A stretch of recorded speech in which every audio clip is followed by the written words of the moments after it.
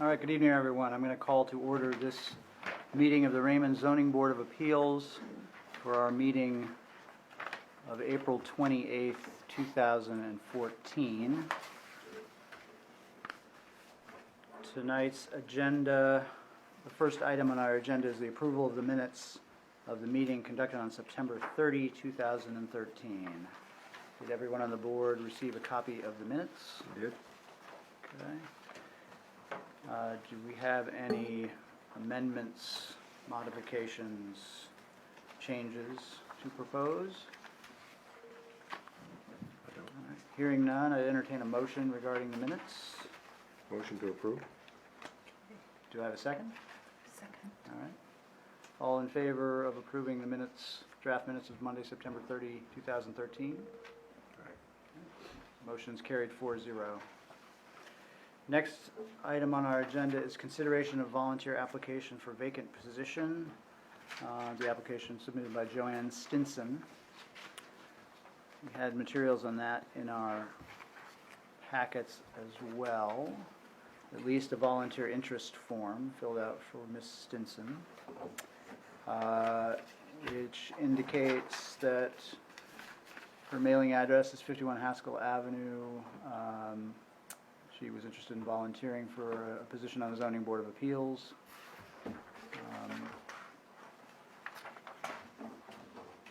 We've had a vacancy for some time, and we have an interested applicant.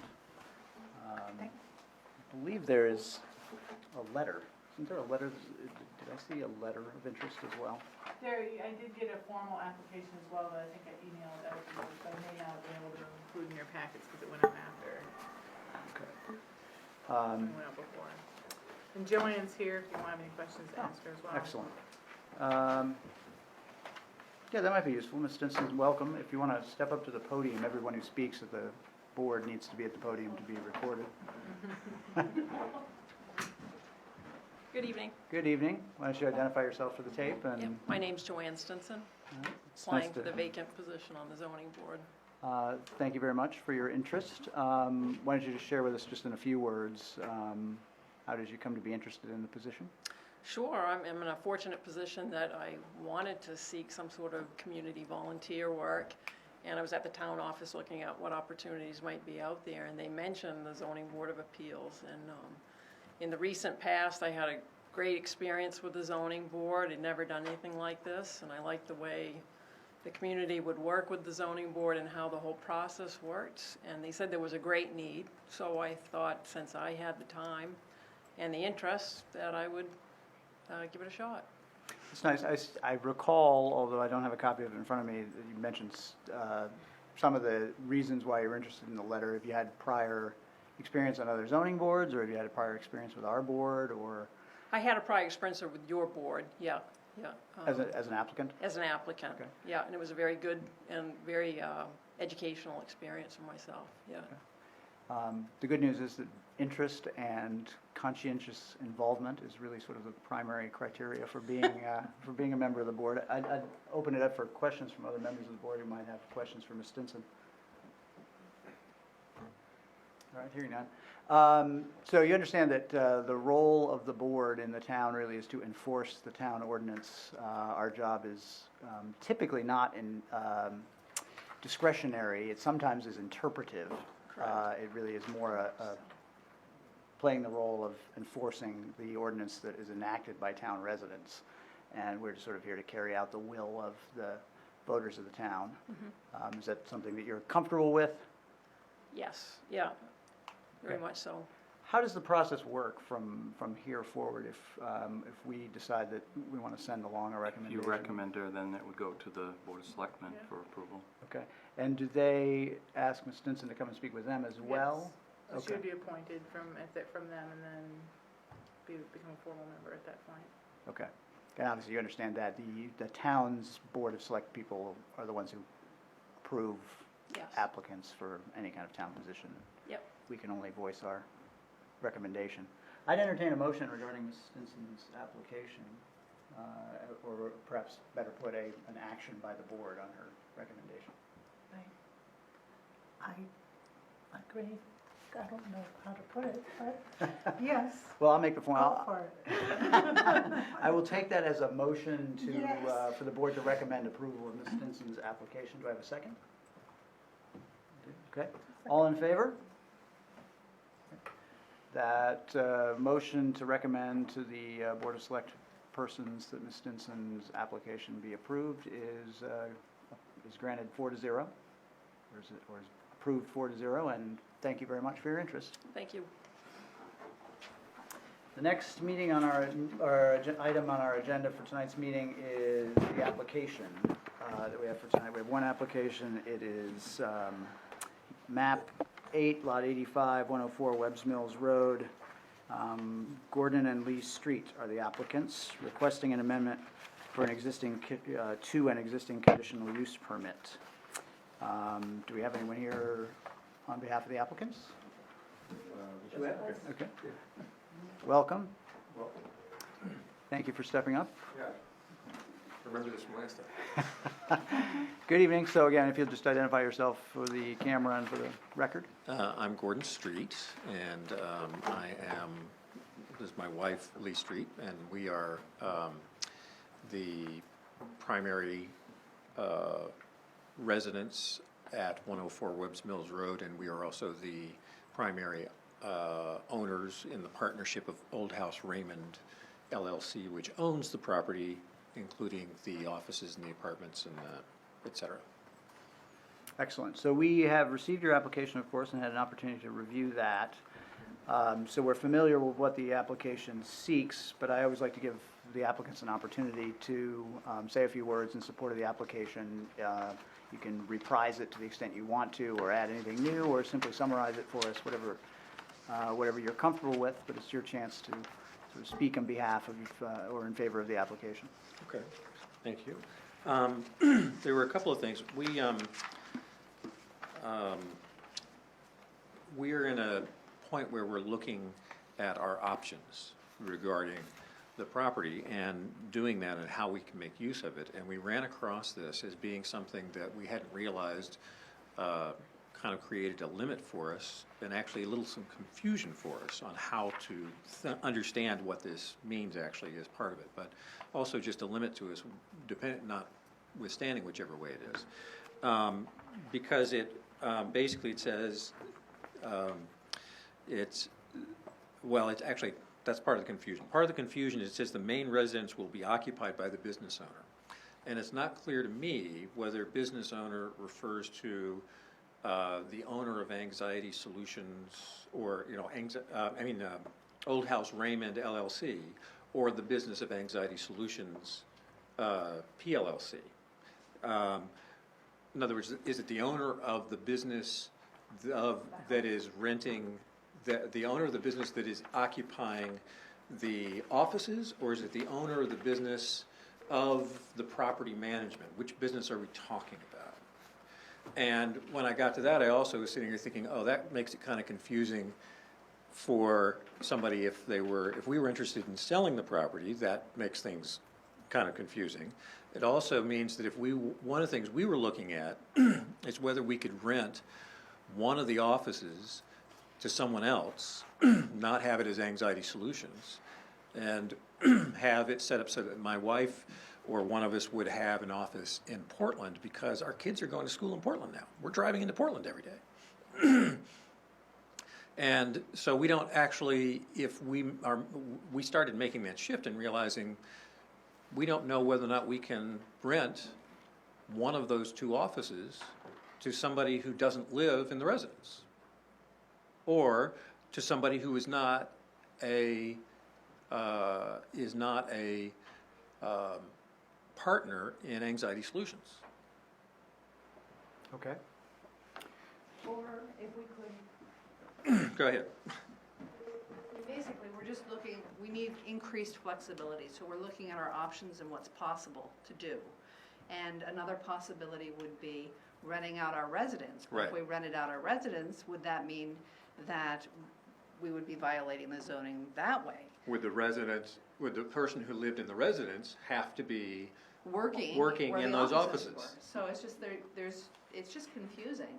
And it seems like it's a restriction on the property, which greatly reduces what we might do.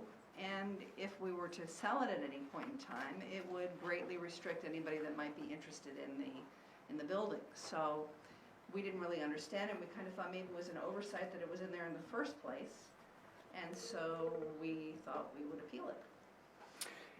Okay, so just for clarity's sake, as I understand it, what you have right now is a conditional use permit that prescribes the following conditions. There will be no further subdivision of the 7-acre property. The main residence will be occupied by the business owner, and the proposed use will comply with all local and state laws, regulations, rules, and ordinances. Right, that's the existing conditional use Right. permit. Right. And your concern has to do with the second of those, Right. which is to say the main residence will be occupied by the business owner. Right. And do I take it, so you're suggesting that creates both, there's maybe a lack of clarity regarding just what that means even within the conditional use Right, permit? because there's actually two businesses there. There's the business of the property management business, which is the old house. And then there's the renter of Anxiety Solutions, which is actually the offices in the back. Right. So it's not clear. In our case, it's not a big issue because we are both. Right. But Okay. as soon as we are not both, then all of a sudden we've got a problem. Which one are we talking about? And the second is, even if it is, we have a problem. It's very restricted. for anybody that might be Basically, interested. it makes it difficult for us to figure out how we could rent the property out, how we can make use of it, how we could, and how somebody who, if we were going to sell the property, how would somebody be able to determine how they could use it, which impacts onto the value of the property. Okay. And am I right that the proposal in your application is to just strike condition 2? Is Yes. that the- or B, condition yeah. B? Right, especially since we didn't understand. Okay. Okay, that's helpful in terms of understanding the application. We often have questions for applicants as the process goes along. That's But fine. if you have anything else you want to add now, feel free, but otherwise we can bring you back as necessary. Or you can stay there, I just want to make sure that Yeah, we go no, through just the thing about, this came up not because we're making any change to the property. You know, we're not doing anything at this point on the property. What it came from was that we're dealing with having our kids in school, we're traveling in. And it's changed the way that we use the property, changed the way we use the property. And it's making it difficult for us, even though nothing else has changed. Okay. Actually, while you're still there, other members of the board have questions at this time for Mr. Street? I don't. Could I ask where their property located? Is that zoned commercial or residential? It's currently zoned rural residential. There is stream protection for the stream and some resource protection. When they came and applied for the conditional use, originally it was LRR1. It was in a shoreline zone, but we've changed those areas along streams and taken them out of shoreline protection and put them into stream protection more in line with the state model. So there's a 100-foot strip that's in stream protection, but the building itself is in rural residential. Okay. Other questions by the board? Mary? Would Anxiety Solutions still function as a business if you were to remove yourself, say to be in Portland to make the commuting issue? So the business would still be intact and you in return would commute up here to run the business? We'll be doing both probably. It's not clear what we'll be doing. That's part of the thing. We don't know, we're exploring options. I hear you. We don't know whether we would continue having one of us up here and one in Portland and working there and potentially moving to Portland or living here, one up here, one there, or potentially moving to Portland and moving the whole business there. Well, this clarifies your options, basically, is what you're saying. Well, it's true, right. Right. This would basically say, well, that's not an option. Thank you. Thank you. I do have a question. My question, I think I heard you say that one of your options that you're considering is to sell the building. Is that correct? It is something we want to, just is because Eventually. we're exploring the whole We don't know if range. we're talking 20 years from now, or if we're talking 5 years from now, we don't know. Okay, thank you. But it's, we're looking at what does it do to the value of the property being limited this way? And who would be interested in it? It's a very large property, and it's, it's costly. Good. Larry? But don't you have to wait till that time comes and then come to the board? I mean, in other words, you can't speculate on what you're gonna do. Have some concrete thing, and you say, we wanna do this, we wanna sell this as a commercial establishment. Can the person that wants to purchase it, can he operate as a commercial establishment? Don't you have to do? have a I don't know, concrete that's a thing? question. I mean, our position is that it basically, with the restriction in place, it reduces the value of the property if we were gonna try to sell it. If it's not restricted, then it does give us an option along those lines. If we're not gonna sell it, the restriction makes it difficult for us to figure out what the heck we can do with the property as is. Just to clarify, so you don't have a specific use in mind at the moment?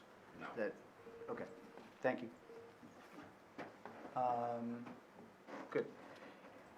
Thank you. As I said, if we have questions, we'll invite you back to the podium for those. Do we have anyone else here to speak in favor of the application? Okay, hearing no one and seeing no one. Do we have anyone here to speak against the application?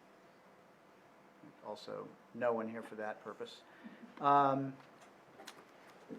Good, so I'm going to open this up for discussion among the board and with the code enforcement officer. So, for starters, Chris, is there any significance to the change from shoreland zoning to rural residential zoning with regard to permitted uses? Does that in any No, way? they're similar. They're similar. In the zone that they're in, rural residential, home occupations are allowed. And home occupations were allowed in LLR 1. And I suspect that the reason they put that number 2 condition on was that this would remain a home occupation, a business associated with the primary dwelling. Because a professional office isn't a listed permitted use, nor is it a conditional use listed, but home occupations are.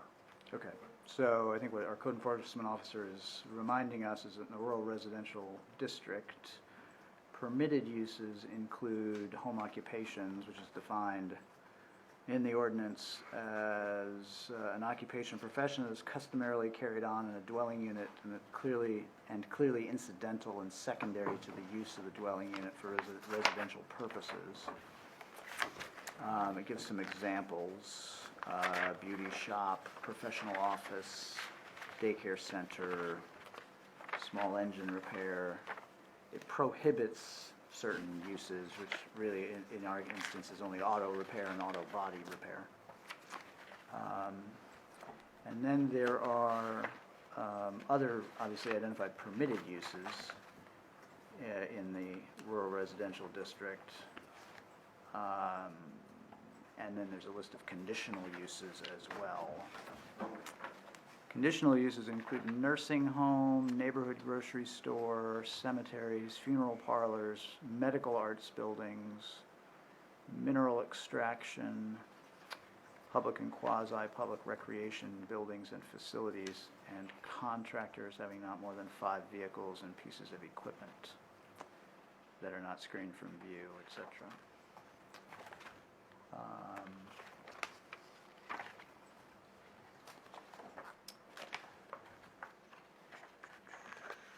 Chris, remind me, I probably can lay hands on it fairly quickly, but with regard to powers of the board in granting conditional use permits, where am I looking for that? That's in the section under Article 6.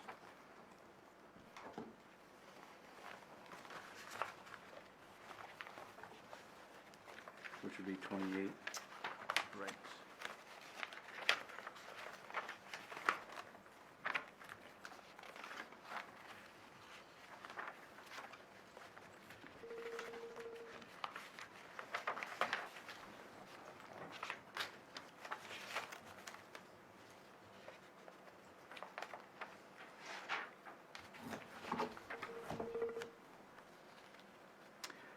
Right, so Article 6B 1D gives us the power to hear and grant or deny applications for conditional use permits as specified within this ordinance. In granting permits under this section, the Board of Appeals may impose such conditions as it deems necessary in the furtherance and intent and purpose of the ordinance. Conditional use permits run with the land and thus pass from one owner of the property to the next.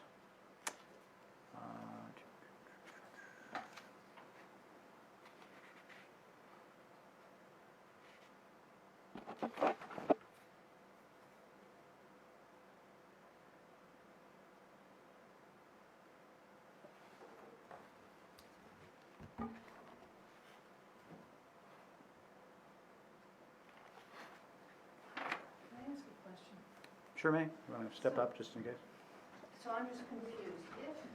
If the building, if somebody wanted to buy the building and divided it up and said, we want to turn this into a nursing home or something like that, that wouldn't be an issue, and because that would be within the rural residential zoning thing. So the issue is that because it's two offices in the building, that's why the people that own the building have to live on the building, live there? But if it was turned into a nursing home, then somebody wouldn't have to live there? Am I understanding that right? I'm not prepared to comment on the hypothetical. I can explain this. There are conditional uses that are clearly identified as conditional uses within the ordinance. And that makes them something that is presumptively a potential approved conditional use for a location. You know, whether or not you'd have to But for have an that- office on the site, but see, right now, the restriction related to, Well, is because we have offices, which meant that it looked like it was a professional building? well, you have a conditional use permit that has prescribed conditions. So the Right. board has the power, as I just read, to impose conditions on any conditional use, in connection with any conditional use permit. And the conditions that were imposed at the 2008 hearing included condition B. Right. The question of whether or not that was, intended to be consistent with a home occupation is probably a pretty good guess, but to a certain extent, I don't think, there are minutes of the 2008 meeting, they're among the materials that we've had available to us to review. I don't recall sitting here now a specific reference in that regard, but there was clearly that condition imposed. If I may, Yeah. the condition was imposed at the 2004 here. Could be. I've got the minutes for that, not the minutes, what we proposed. for It that. could be 2004. It was I may be 2000. misspeaking. Yeah, it was 2004 is when it was added to, it's not part of what we originally, or her parents were originally proposing, because at that point, they were the primary owners of the property. And it was a restaurant. Correct. So at that point, that was something that got added in at that meeting as being a condition.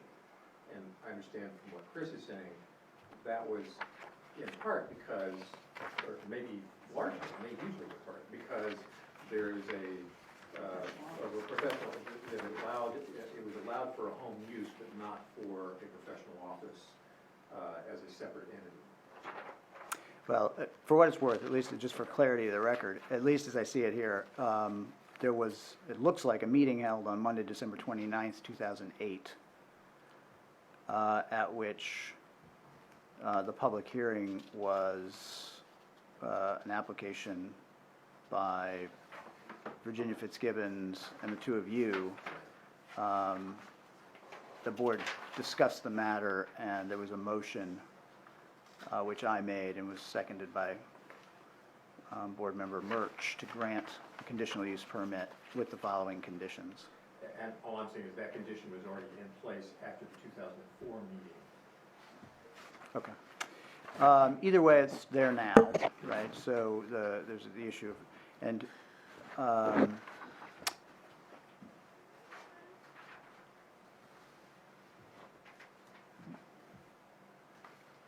I can't comment on what exactly would be the appropriate treatment of a hypothetical conditional use permit to run a nursing home. I don't know exactly how that would play out, I was but. hearing what he was reading, when he was reading the, That's just a list, not of what could be there, but what would be permitted, what would be considered as a possible thing you might submit as conditional use. Doesn't mean that you're allowed to do it. You'd still have to have the board decide whether or not that was an acceptable use. Right. So coming back to. What we have is an acceptable. Right, coming back to the application, so we have, the only thing, Chris, is there another provision which describes with regard to the power, I mean, obviously, conditional uses are listed for a reason, and I'm trying to recall now whether there's language which describes the significance of identifying conditional uses. In the definition section, Article 12, would you like me to read it? Sure. Conditional use, a use that would not be appropriately, generally, or without restriction throughout the land use district, but which, if controlled as to number, area, location, or relation to the neighborhood, would promote public health, safety, welfare, morals, order, comfort, convenience, appearance, prosperity, or general welfare. Such uses may be permitted in said land use districts as conditional uses where specific provision for such conditional use is made in this ordinance. Any land use not listed in the ordinance must go to the Board of Appeals before approval. Okay.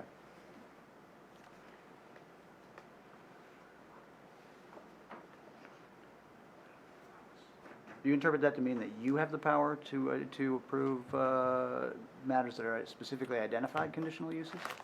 Typically, since I've been here, we've brought them to the board. Right. It's my experience too.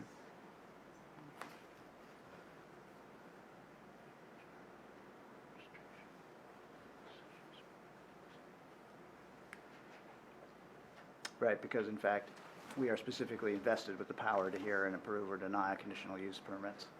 Yes, Danielle? Yeah, I've been working with the planning consultant on this, because there are some that are listed and some that are not. She said that generally, listed ones are just kind of like an idea, but it's more like the ones that are listed in the no category that you stay away from, like the not allowed in conditional uses, but you Right. can, you know, come up with the other, you know what I mean, allow something that may not be in the list. There's a chart, isn't there, in the ordinance?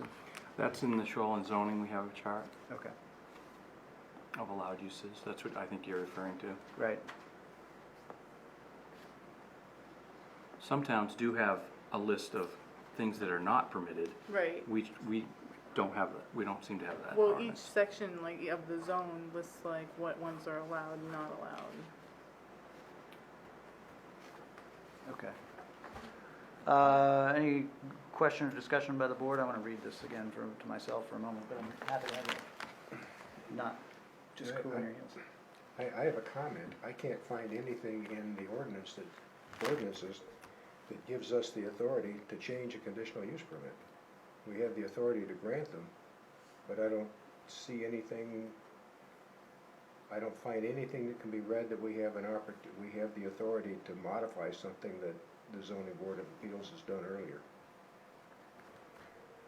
why isn't it? I mean, I think we have the power to approve conditions, right? I mean, I don't mean to be, I think if a new conditional use permit were presented that identified some of the same conditions that a prior permit had but omitted others, I think you could approve that new one.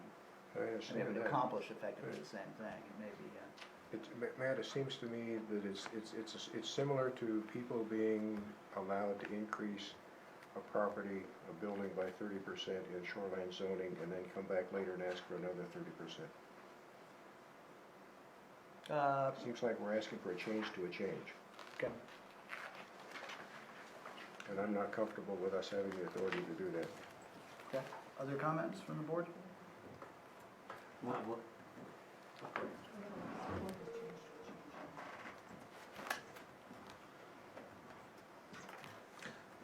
One thing is that that's one reason why I wrote it in here. Our application for supporting documents apply for a new conditional use permit or for changes to the existing conditional use permit. I know that when we came here in 2008, we were granted a change because there was something in there that we actually had not thought about taking out that the board decided didn't make sense, and the board suggested making the change and removing.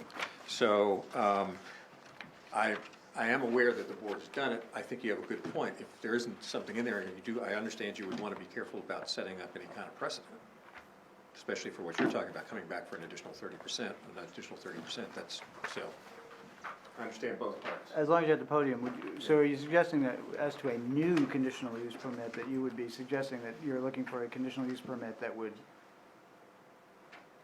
simply permit, Just A and C. no further subdivision, and the use will comply with all state laws, regulations, rules, and ordinances? Yeah, either that, or if it was permitted to, and that's what I'm thinking it would be. From your point of view, what would that mean? Item 3 would essentially say, you can do anything here that you're allowed to do within the rural residential zone, Yeah, and obviously that's, otherwise it's lawful. Well, I guess my question is, are the offices? If you'll step that up, we- if you want to step up to the podium, that'd be great. My question is just if that's what we were asking for, I don't know, are the offices allowed under the rural residential? The two, yeah. I mean- Yes, as long as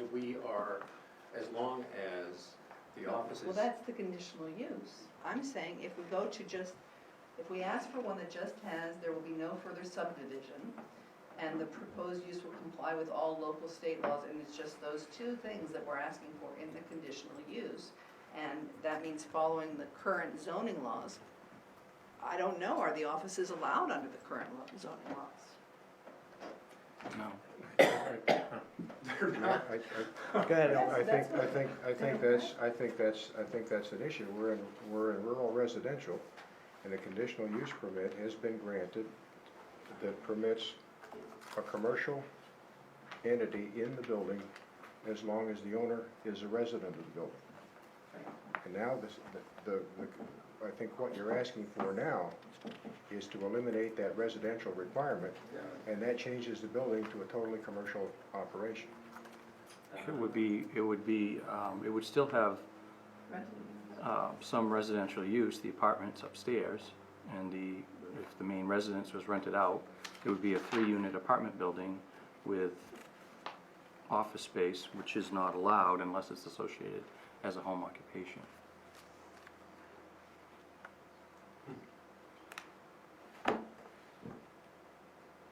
Okay.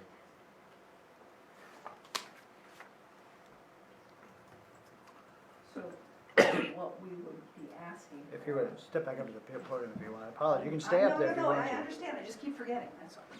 No, so what would work for us and we're asking for is that one would be there, the no subdivision, 2, that professional offices would be allowed, and 3, that we would follow all state the regulations and ordinances and all that kind of stuff. So that would be the new conditional use that we would be asking for. And that would bypass having to change the existing one. Right, so the,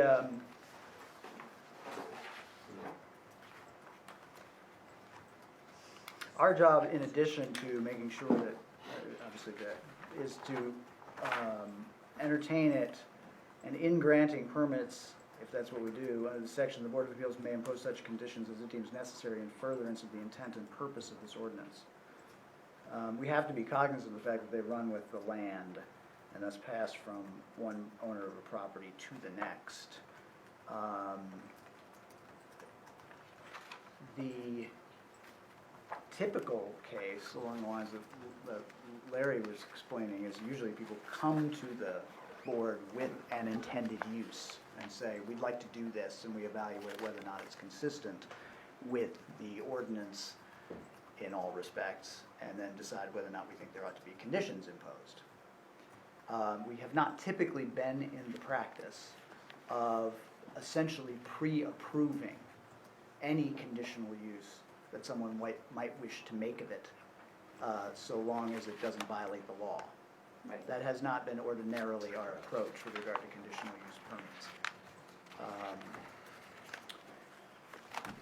So I think that's where you'll get some reluctance from board members to take that kind of a step, because that hasn't typically been the way we have been approached with conditional use permits. And at the same time, I understand your expressed concern about whether or not the existing condition is in some way unclear. Other comments from the board or questions? Well, if you put it on the market, and you could say put it on the market, and the Old House, formerly a restaurant, at one time it was an ice cream stand, at one time it was an inn and things like that. And then when someone shows interest to buy it and what they want to do with it, that would be the appropriate time to come, for them to come to the board and can they do this? And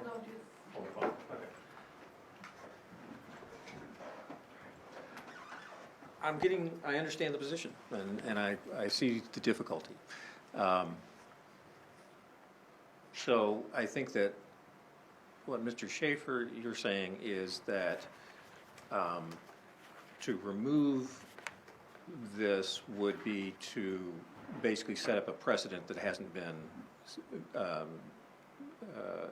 you wouldn't want to walk down that road, and I understand that. Well, I mean, I apologize for interjecting. We take every application on its own merits. Right. I'm simply suggesting that whether or not it would be a precedent for another instance or not, Yeah. we haven't been in the Haven't done practice it of this way. treating conditional use permits in that way. In effect, someone coming and say, I'm putting it this way, but to sort of pre-approve whatever someone might want to do with the Right. property. So what you're saying is in the past, that's what people have done, is they have, if they did sell the property then, or were in the process of selling property, then whoever was purchasing it would actually come to you. And at that point, try to find out whether or not that would be acceptable. That's Before they happened. buy the property. I believe that has happened. We've had other people they've got a property that they have a new idea for how they'd like to use it, and they Right. come in and ask for a conditional use permit. But that's the way they've always done it in the past. Okay. They come in when they want to buy it and find, can I do this or that, you know? All right, which does fit in, you understand that, I mean, that is why, one of the things we were concerned about is that does put makes it more difficult for a purchaser, and therefore would be something that we would like to not have on there, but I understand that that is part of what the conditional use was placed on it when we came before. All right. So we're living with the fact that that's how, part of the agreement we had for that. So I think that the other piece though is about the phrasing of of B. So that it is clear, because if, like I said, if we want to rent either of those offices to somebody other than somebody working for Anxiety Solutions, or somebody other than Old House Raymond, us living there, it's not clear to me who we can rent to. In other words, could I rent that out to somebody else who was a co-owner in Old House Raymond? Could I rent it to somebody who was a co-owner in Anxiety Solutions? Or would they have to be, or could I rent it to somebody who was neither co-owner in either one, as long as one of those units was rented to one of the above? And so I could use at the very least some help in saying how do we want to phrase this? I understand the idea is to fit into the idea of a home, what is it, a home-based, Home occupation, home occupation? which is described as an occupation or profession that is customarily carried on in a dwelling unit and clearly incidental and secondary to the use of the dwelling unit for residential purposes. Okay. And so, in our current situation, would that also mean that if we had somebody who was living in one of the two apartments, but wanted to also rent one of the offices, could they do that? Yeah, unfortunately, what we're not, we've entertained an application. Got it. You've put forward the notion that you'd like either a new conditional use permit that will contain some description or possibly an elimination of this condition.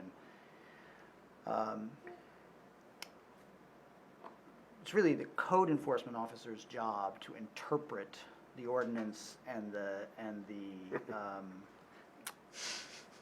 the conditional use permits. Got it. I mean, unfortunately, like a court, we're not really here to give advisory opinions. Got it. Right? Okay. We can't, it's not really what we're here to do. So it could be that a new conditional use permit would provide clarity in that regard, right? We could do a new one that might Right. satisfy that, but whether the existing one does it or not, and unfortunately, it falls to our intrepid code enforcement officer to do his best with whatever lack of clarity we might have left him with. Okay. And then see what happens in those circumstances, obviously, and we can short circuit that if we All right. enter a new one, but if you don't like what he says, you appeal, they come back, and we tell you what it means. But that's, in the first instance, we're not really here to give advisory rulings, that's not really All right. Can I have a moment to consult with my wife? You sure can. I'm back here for a moment. Can I speak when they come back? Yeah, oh, sure, absolutely. But they're not back there. I think we'll take a short recess since our applicants aren't here rather than and so we'll call ourselves temporarily adjourned.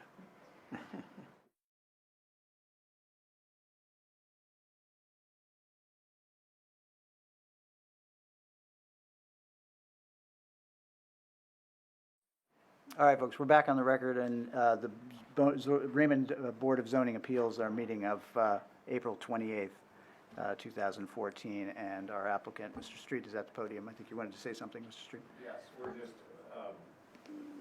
Realizing that what we're trying to figure out is what's the best thing to do on moving forward on this. I mean, it seems to me that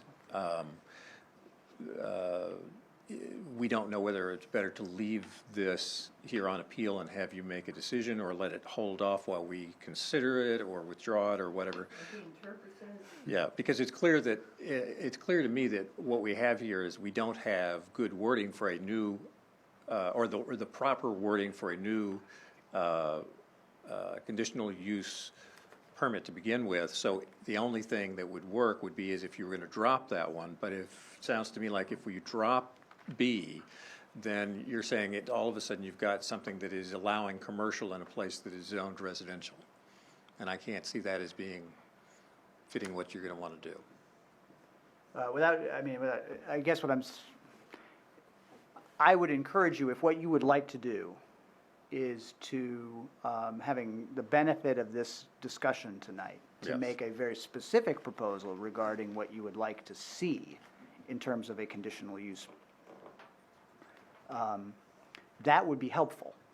Because if otherwise, we are left to either grant, deny, or grant with conditions that may or may not be Right. entirely consistent with what you would like to accomplish. Ultimately, what happens may not be consistent with exactly what you'd like to accomplish anyway. We'll have to see. But it'll be the result of the discussion at this meeting. Considered as that may be, it won't be necessarily consistent entirely with what, on further reflection, you might want to put to us. And it's, So we can do one of two things. We can table this, we can continue the hearing, and let you come back. You can file a new one. That's another option. or we can go forward with it All and right, make a well, decision. my request would be that we table it, and it gives us a chance to decide what our options are. Okay. We have a request from the applicant to table the current application. Obviously, everyone likes to have issues resolved, but I don't notice that there's any particular time sensitivity around this change. Mr. Murch, please. By tabling it, I don't think you have to pay another fee. But it gives you an opportunity to come back to the board with something specific. We're gonna do this. Can we or can we not do it?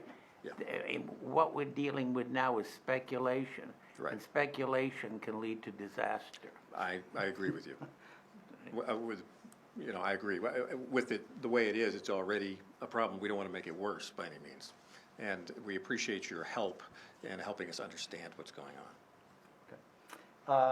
So I will, I don't know if I'll make a motion that we table the application at the request of the applicant until our next meeting, and if at the time of the next meeting, you're still feeling as though you want more time, that doesn't really mean it has to go forward then, but we have a meeting on the agenda for May 19th. So I second it. motion seconded, all in favor? All right, so the motion to table is carried 4-0. And we'll put you down for the May 19 meeting. And proceed accordingly at that time. The next item on our agenda for tonight is board communications. And we have consideration of bylaws as approved by the Board of Selectmen. I believe, thank you, Mr. and Mrs. Street. I believe we have a copy of those among our materials. It'll take me a minute to lay hands on them. I think we've got them. It's a double-sided sheet in our materials, Articles 1 through 4. We discussed these, Article 5, excuse me, Articles 1 through 5. We discussed sending these to the Board of Select Persons for action. And Chris or Danielle, why don't you update me with, I take it they've been approved. Yeah, the board approved them and, they looked through them, they thought that they were, solid and thanked you for letting them to consider them, allowing them to consider them first, so. It was unanimous at the time, so. As this appears on our agenda tonight, is there an action item for us? What's the, You have to, approve them and then sign them, so a motion to accept them as your bylaws. Motion to accept and approve. all right, I have a motion to accept and approve and a second. All in favor? We have, that vote is carried by a vote of 4-0. Should we sign a single document? Yes, please. And I'll make sure you all have copies for your binders. Let's start it. And Danielle, do you want to write in the effective date, or is that something that I should do? You can do that. Okay. Thank you. Effective to, as of this vote, I take it, April 28th, 2014.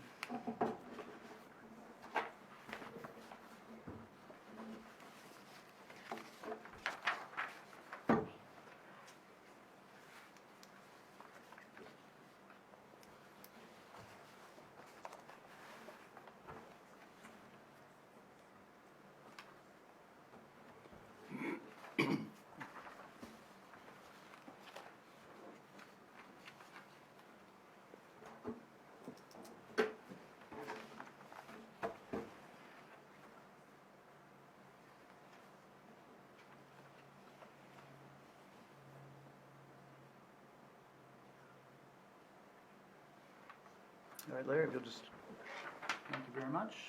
I'll make sure that I hand these over to you, Danielle, at the end of our meeting.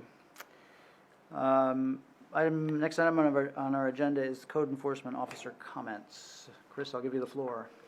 Really don't have anything major to discuss, other than we have seen a lot of the commercial spaces in the downtown commercial district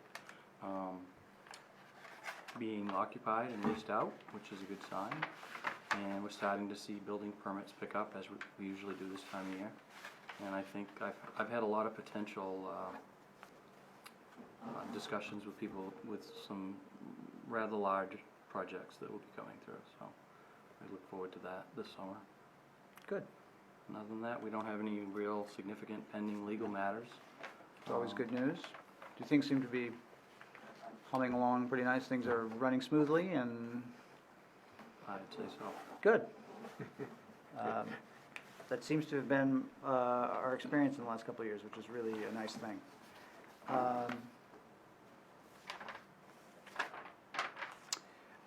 With that, I think we're at the point where we're ready to adjourn. I'd entertain a motion. Can I Oh, ask a yes, go question ahead. first? Sure, absolutely. I understand that residential, an apartment is considered residential, is it not? Correct. I guess my question, in view of the discussion we had tonight, at what point in time in a residential zone does a piece of property cease being residential? If part of the building is apartments and part of the building is offices, would that be considered commercial? It wouldn't change, the building would, the apartments are residential permitted use. The conditional use, the way I'm reading it with the conditions that were attached to the application originally, were to have the residential apartments, the main dwelling, and the offices, and I think the reason they put that it needed to be occupied by the owner is that would meet the definition of a home occupation. If you were to remove that condition, then I think you'd have a non-conforming use in the rural residential district. They wouldn't, the two offices wouldn't be allowed to be rented out. Right now, I think both of those offices, I've considered them one office. I didn't know that they were even separated because it's associated with that main dwelling unit on the first floor. I don't know, does that answer your question? The other thing to have in mind is It there, answers, you it can, answers my question, it doesn't eliminate any confusion. See, the deal is, the offices would be a professional use, which is permitted in some zones. In rural residential district, a professional office is not permitted unless it's a home occupation, accessory to that principal use, the residence. That's how it's defined. right, I mean, one of the, so just on the issue, don't get too hung up on residential versus commercial, I don't think, because you can run a neighborhood grocery store as a conditional No, I use. understand. And that's clearly I a understand. condition, that's clearly a commercial use. You run a medical arts building, that's clearly a commercial I use. understand. Right, so, we don't have though, I don't see any not permitted uses, nothing Not is in that- specifically Not, foreclosed. it doesn't right? say that professional offices are not permitted in that zone. Yeah, I mean, That's incredibly restrictive though. which is, If they can't rent those out as offices, it just seems very restrictive to them, and I don't know. I think what we should do is see what the applicants do with their request to continue. The issue around conditional use, you could convert the building into a funeral parlor presumably, and that would be consistent with conditional use. It's obviously. As long as they live there, right? No, a funeral They parlor wouldn't- is they wouldn't a, have to? so under the two sections, you have permitted uses, which include home occupations. Okay, And then you have conditional uses, which include things like nursing homes, Okay, got funeral it, parlors, got et it. cetera. yeah. Larry? The way they were talking, they don't seem to know exactly what they want to do. They want to try to figure out how they're going to maximize their profit, whether to sell it or to keep it as a business or rent it. They're trying to, they want out eventually, as he said, that, and how to maximize the amount, the best way it's going to get the highest price. But they should come back with something definitive for us to say, yes, you can, or no, you can't. And then keep coming back until they find out something that they can do. Then they can do it. Well, let's see what they do. Exactly. We've got them with it tabled, and they have the opportunity to come and present. Other comments, questions? Otherwise, I'd entertain a motion to adjourn. Second. I'll make a motion to So adjourn. moved. All in favor? All right. We are adjourned for tonight.